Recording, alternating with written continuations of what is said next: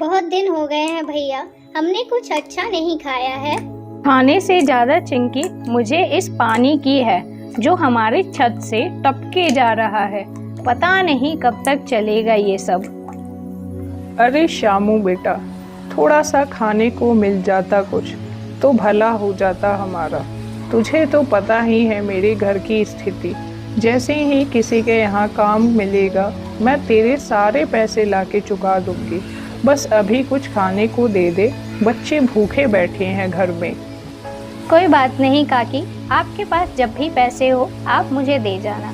आप जानती हो कि रवि मेरा बहुत अच्छा दोस्त है, इस नाते मैं आपकी बहुत इज्जत करता हूँ। मुझे पता है रवि के जाने के बाद आप लोगों के घर की स्थिति बहुत खराब हो चुकी है।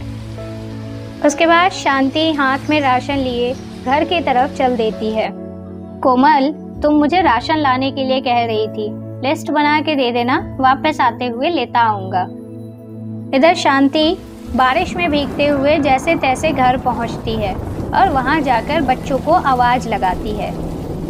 कृष्णा, अरे ओ कृष्णा, भूमि, कहाँ हो तुम दोनों बच्चों? यहाँ आओ, दादी आई हैं। चलो बच्चों, मैंने तुम लोगों के लिए अच्छा सा खाना बनाया है, हम सब मिल के खाना खाएंगे आज। लेकिन दादी, ये सब कब तक चलेगा? पापा हमें ऐसे छोड़ के क्यों चले गए? पापा ने हमारे लिए कुछ क्यों नहीं रखा? सब चाचा चाची को क्यों दे दिया उन्होंने? और चाची ने हमें ऐसे बाहर क्यों छोड़ दिया? हाँ दादी, अब मैंने सोच लिया है, अब मैं आपकी जगह काम करने जाऊंगा। मैं धोऊंगा लोगों के घर के बर्तन, आप अब कुछ नहीं करेंगी। आपकी उम्र ही कहाँ रही है अब ऐसे काम करने की। शांति एक जगह खड़े होके दोनों की बात चुपचाप सुन रही थी और मन ही मन सोचती है, काश रवि जिंदा होता तो आज इन बच्चों को ऐसे दिन ना देखने पड़ते। कृष्णा, ऐसा नहीं बोलते बेटे, मैं तुम्हारे लिए काम करूंगी। तुम्हारी दादी जिंदा है अभी, तुम्हें किसी चीज की कमी नहीं होने दूंगी मैं। तुम बस अपनी पढ़ाई करो। अरे आओ आओ किशोर बाबू, बड़े दिनों बाद दिखाई दिए हो दुकान पर, कैसे आना हुआ? अच्छा, आपकी माता जी भी आई थी, बोल रही थी कि पैसे नहीं हैं, बाद में दे देंगी, आप ही दे दो उनके पैसे। देख श्यामू, मुझे नहीं पता कि मेरी माँ क्या लेके गई है क्या नहीं लेके गई है, लेकिन उनके पैसे मैं नहीं दूंगा। तू बस मेरा हिसाब किया कर, उनके पैसे उन्हीं से लिया कर। इतना कहकर किशोर गुस्से में सामान लेकर अपने घर पहुंचता है और अपनी पत्नी से बोलता है, सुधा, आज जब मैं राशन लेने के लिए शामू की दुकान पर गया तो वह मुझे बता रहा था कि माँ के पास तो खाने के भी पैसे नहीं हैं, उधार सामान लेके जा रही थी वो उसके पास से। मुझे बोल रहा था देने के लिए, मैंने तो साफ मना कर दिया कि मैं तो एक पैसे नहीं देने वाला हूँ, उसके हिसाब के पैसे तो उसी से किया कर, मैं क्यों पालूं आखिरकार उसके बच्चों को। उसके इस बात पर सुधा बोलती है, फिर तुमने क्या किया? कहीं दे तो नहीं आए अपने माँ के प्यार में पड़ के पैसे? अगर मुझे पता चला ना किशोर कि तुमने उनके किसी भी तरीके से मदद की है तो मैं तुम्हें नहीं छोड़ूंगी। याद रखना, इस षड्यंत्र का हिस्सा सिर्फ मैं ही नहीं थी अकेले, तुम भी थे। तो अपनी ज्यादा माँ के साथ ना लाड़ प्यार जताने की जरूरत नहीं है। बार बार क्या लगा रखा है षड्यंत्र षड्यंत्र? किसी ने सुन लिया ना तो हम दोनों के लेने के देने पड़ जाएंगे। हाँ हाँ, नहीं बोल रही मैं कि आज से 4 साल पहले आखिरकार हम लोगों ने तुम्हारे बड़े भाई के साथ क्या किया था और किस तरीके से उनकी जायदाद अपने नाम करा ली थी। मुझे याद है आज भी वो रात, किस तरह से तुमने चालाकी से सारे पैसे भैया के हड़प लिए थे।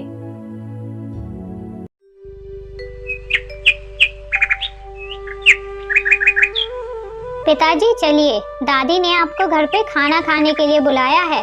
सुबह से आप यहाँ पे बैठे बैठे काम कर रहे हैं, अपना ध्यान ही नहीं रखते। तुम चलो कृष्णा, मैं आता हूँ, बस ये गाय जो है वो चारा खा ले अपना, तब मैं घर आ जाऊंगा। सुधा, तुमने जिस तरीके से भूमि और कृष्णा का ध्यान रखा है, मैं सोच नहीं पा रहा था जब सुमित्रा गई थी कि मैं उन्हें कैसे पालूंगा, कैसे ध्यान रखूंगा उनका। तुम्हारा मुझ पे बहुत बड़ा उपकार है।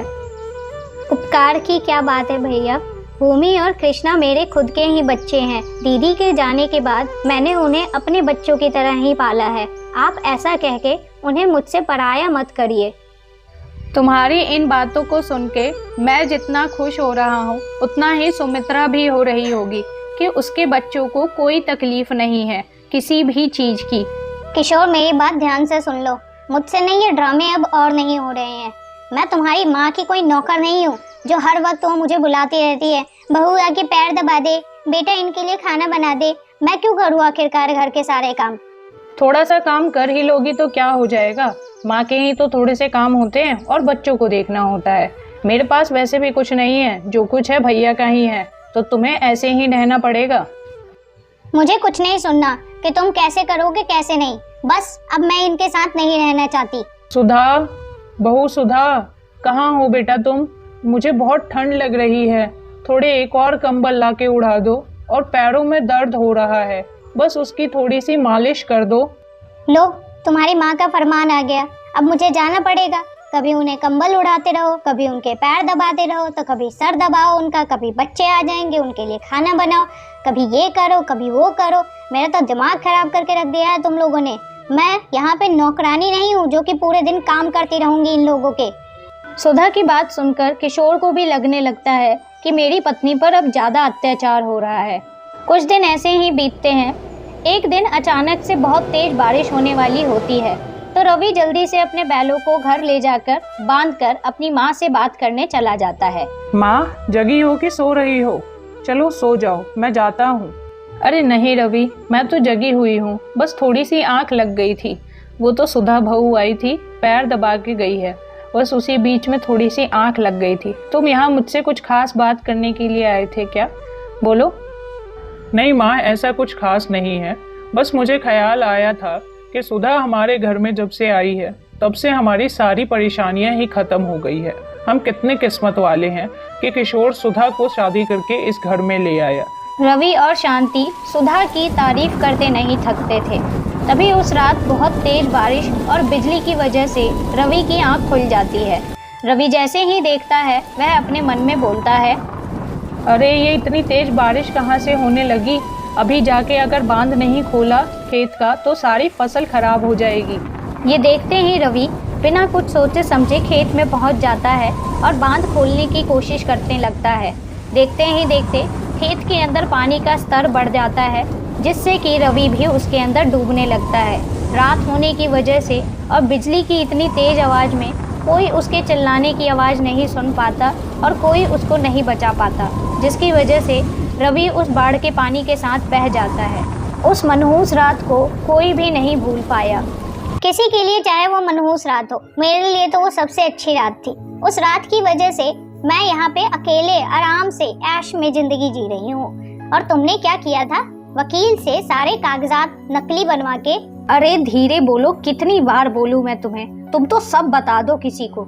एकदम इस औरत के पेट में कोई बात नहीं बचती। एक तो तुम्हारी वजह से मैंने अपने घर वालों को इतना बड़ा धोखा दिया था।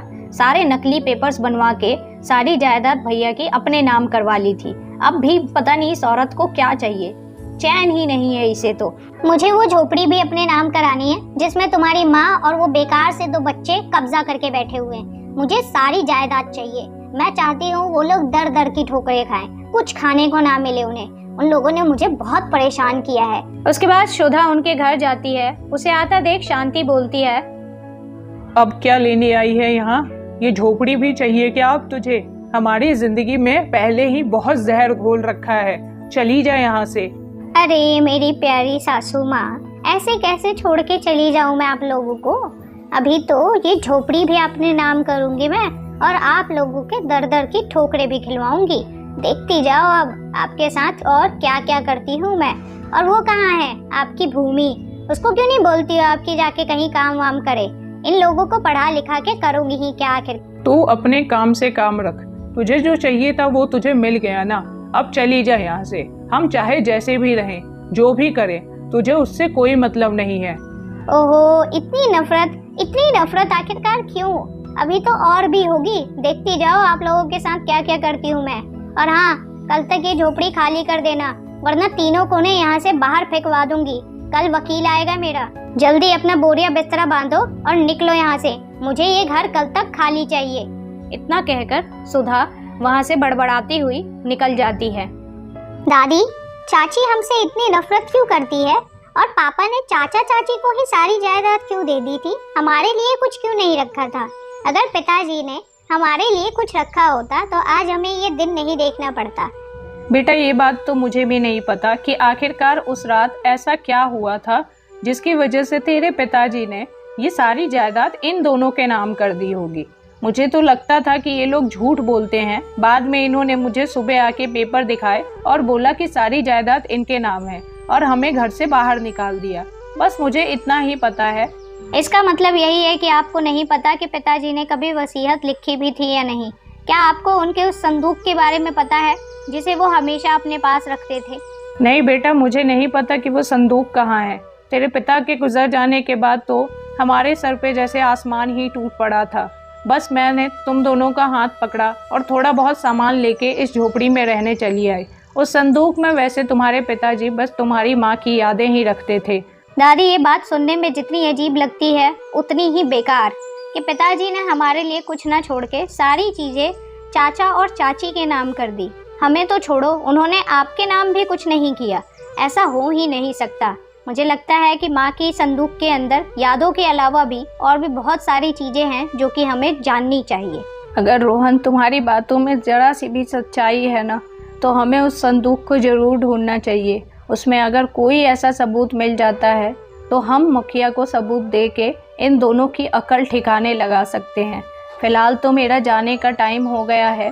तुम और भूमि मिलकर उस संदूक को ढूंढो। शाम को जब मैं आऊँगी तो मुझे दिखाना कि तुम्हें मिला या नहीं मिला।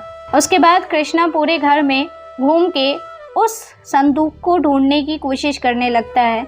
जब भूमि कृष्णा को ऐसा करते हुए देखती है तो वो आश्चर्य से उससे पूछती है, कुछ ढूंढ रहे हो क्या कृष्णा भैया? इतना परेशान मैंने आपको कभी नहीं देखा। मुझे भी बताओ। भूमि, मैं पिताजी का वो संदूक ढूंढ रहा हूँ जिसके अंदर वो माँ की यादें रखते थे। मुझे लगता है ज़रूर उस संदूक में ऐसा कुछ है जिससे कि हमारी सारी मुसीबतें ख़त्म हो सकती है और चाचा चाची से हमें छुटकारा मिल सकता है। अब वो दोनों मिलकर उस संदूक को ढूंढने लगते हैं। कुछ देर बाद उन्हें वो संदूक मिल जाता है। दादी, हमने वो संदूक ढूंढ लिया है। आप उस संदूक को देखेंगी तो आपके भी होश उड़ जाएंगे। उस संदूक में हमें ऐसे कागजात मिले हैं जिसमें ये साफ साफ लिखा गया है कि पिताजी ने अपनी वसीयत की सारी जायदाद हम दोनों भाई बहनों के नाम की थी और उसका कुछ हिस्सा आपके नाम किया था। चाचा चाची को उन्होंने उसमें से कुछ भी नहीं दिया था। इसका मतलब तो यही है कि चाचा चाची ने नकली कागजात बनवाए थे।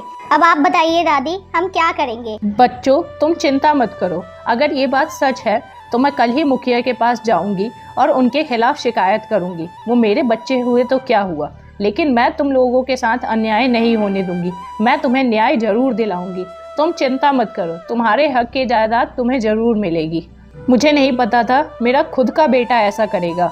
अगले दिन शांति सभी सबूतों के साथ मुखिया के पास जाती है। शांति के सबूत देखकर मुखिया किशोर से कहता है, किशोर, तुम्हें पैसे के लालच ने अंधा बना दिया था। तुम्हारी पत्नी, इसने भी तुम्हें सही रास्ता नहीं दिखाया।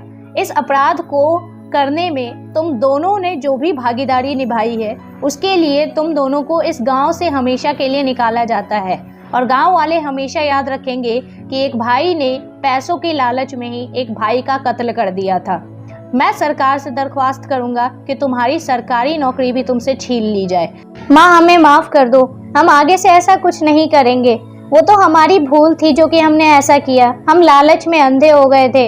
आप तो मेरी माँ हो ना, आप तो मेरा दुख समझ सकती हो। मुझे माफ कर दो। मैं इस बार ऐसा कुछ भी नहीं करूँगा।